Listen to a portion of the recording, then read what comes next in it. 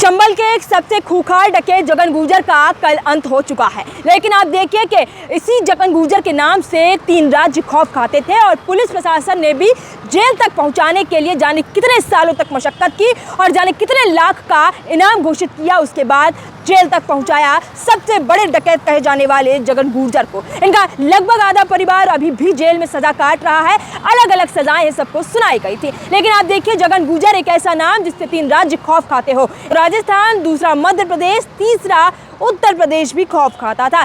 Police प्रशासन ने भी ढूंढने में दशकों लगा दिए और फिर कैदी तक पहुंचा पाया। और सबसे बड़ी बात, कुछ ही दिनों पहले हनुमान बेनीवाल ने संसद में आवाज उठाई थी कि चंबल के सबसे कुख्यात डकैत जगन गुर्जर का एनकाउंटर कर देना चाहिए। लेकिन किसी ने भी उस बात को सीरियस नहीं लिया।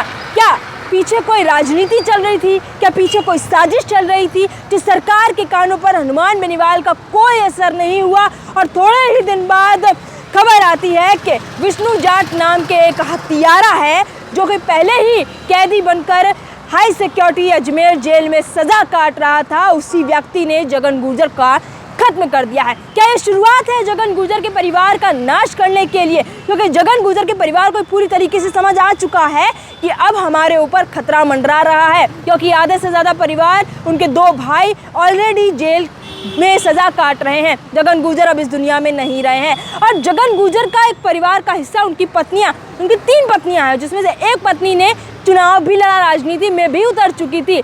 फिलहाल उनकी स्थिति ये है कि वो राजनीति में आने के इच्छुक तो थे, लेकिन वो अपनी छवि के कारण, लोगों में भय के कारण, खौफ के कारण कभी राजनीति के मैदान में नहीं उतर पाए। उन्होंने पत्नी को उतारा, हार गए और उसके बाद शांति हो गई। लेकिन अब सबसे बड़ी बात यही है कि जिस व्यक्ति का एनकाउंटर करने की मांग उठ रही थी, उसका कोई कैसे नाश कर सकता है, विनाश कर सकता है। अब उसके बाद बड़े सवाल तमाम खड़े हो गए। जब सुरक्षा मानकों का चेक होता है कि अजमेर की जेल में जब इतना बड़ा घटनाक्रम हो रहा था, तब वहाँ के कैमरे क्यों बंद आए, वहाँ का जेलर क्या कर रहा था, वहाँ के अधिकारी क्या कर रहे थे? क्योंकि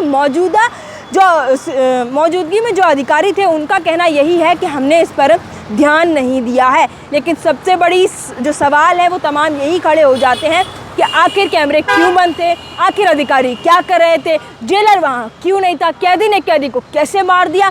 अब इस पर सीबीआई जांच है वो भी उठाने की मांग हनुमान बेनीवाल ने कर दी है, क्योंकि हनुमान बेनीवाल का साफ तौर पर कहना है कि मैंने जब एनकाउंटर की मांग उठाई थी उसको सीरियस नहीं लिया गया और फिर इतना बड़ा घटनाक्रम हो गया, तो ज़रूर इसके पीछे कोई ना कोई राजनीति या कोई ना कोई साजिश है वो हो सकती है। जगन गुर्जर को खत्म करना कोई आसान बात नहीं है। क्या आपको भी ऐसा ही लगता है? जगन गुर्जर जिससे 3 राज्य खौफ खाते हो, जनता खौफ खाती हो, और धौलपुर में एक ऐसा आतंक था जिसको देखकर लोग कांपते थे, घरों में चले जाते थे, पूरे गांव हैं वो जगन गुर्जर के आगे चू भी नहीं कर पाते थे।